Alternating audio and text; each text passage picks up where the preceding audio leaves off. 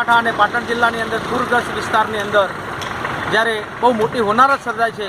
માનવ અને જાનહાનિનું બહુ મોટું નુકસાન થયું છે અને એના માટે સમગ્ર ગુજરાતની અંદરથી ભારતીય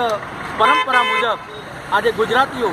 મદદ કરવા માટે તત્પર થયા છે। ત્યારે આપણા જ બંધુઓ જે વિદેશની અંદર વસે છે, વિદેશમાં વસતા આપણા બંધુઓએ આપણી ચિંતા કરીને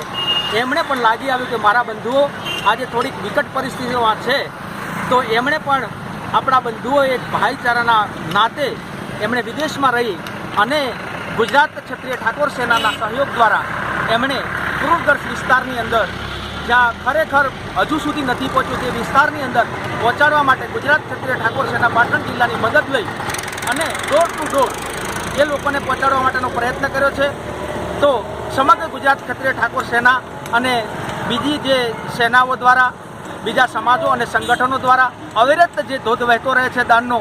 એમ આપણા પણ બંધુઓ જે વિદેશમાં રહે છે એમણે પણ દાનની સરવણી અહીંયા જે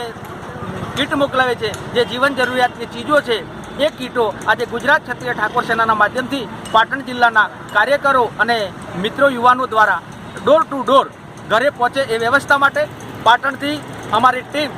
અત્યારે હાલ રવાના થઈ રહી છે અને રાધનપુર વિસ્તારની અંદર જઈ અને ત્યાં જરૂરિયાતમંદ લોકોને અમારી આ વસ્તુ પહોંચાડવા માટેનો અમે પ્રયત્ન કરીએ છીએ।